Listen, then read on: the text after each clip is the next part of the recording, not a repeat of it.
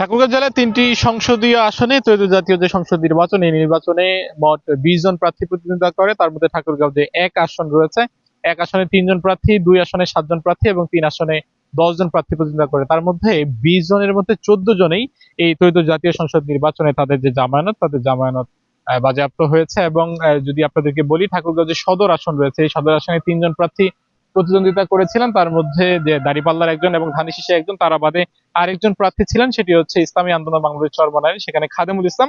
তিনিও এই আসনে তার জামানত বাজেয়াপ্ত হয়েছে। ঠাকুরগাঁও এক আসনে একজন, অর্থাৎ ৩ জনের মধ্যে একজনের জামানত বাজেয়াপ্ত হয়েছে। এবং অন্য দিক দিয়ে ঠাকুরগাঁও ২ আসনে মোট প্রার্থী ছিলেন ৭ জন প্রতিদ্বন্দ্বিতা করেছেন। তার মধ্যে ২ জন প্রার্থী ধানের শীষ এবং দাঁড়িপাল্লা ব্যতী রেখে বাকি যে ৫ জন প্রার্থী রয়েছে, তাদের ৫ জনেরই জামানত বাজেয়াপ্ত হয়েছে। এবং এছাড়াও ঠাকুরগাঁও ৩ আসনে ১০ জন প্রার্থী প্রতিদ্বন্দ্বিতা করে, তার মধ্যে ধানের শীষ এবং দাঁড়িপাল্লা প্রতীক ব্যতীত বাকি যে আরো ৮ জন প্রার্থী রয়েছে, তাদেরও জামানত বাজেয়াপ্ত হয়েছে। এবং সেই তালিকায় রয়েছে জাতীয় পার্টির ৫ বারের যে নির্বাচিত এমপি হাফিজউদ্দিন আহমেদ, তারও কিন্তু জামানত বাজেয়াপ্ত হয়েছে। সব মিলিয়ে যদি মোটা দাগে বলা চলে যে ২০ জন যে প্রার্থী ছিল, তার মধ্যে ১৪ জন প্রার্থী জামানত বাজেয়াপ্ত হয়েছে। এখানে যিনি নির্বাচন কর্মকর্তা রয়েছেন, তার সঙ্গে আমাদের কথা হয়েছিল, যারা নির্বাচন কর্মকর্তা আমাদের নিশ্চিত করেছেন। এবং নির্বাচনের যে নিয়ম অনুযায়ী তারা বলছেন যে মোট বৈধ ভোটের, অর্থাৎ ৮ ভাগের ১ ভাগ যদি কোনো প্রার্থী তার ভোট না পেয়ে থাকেন, তাহলে তার জামানত বাজেয়াপ্ত হবে। অর্থাৎ যদি কোনো আসনে ভোট ১ লক্ষ থাকে, তাহলে সেখানে প্রায় তাকে ১২.৫%, অর্থাৎ ১২,৫০০ ভোট তাকে পেতে হবে। এর কম যদি সে ১ লাখের মধ্যে পেয়ে থাকে,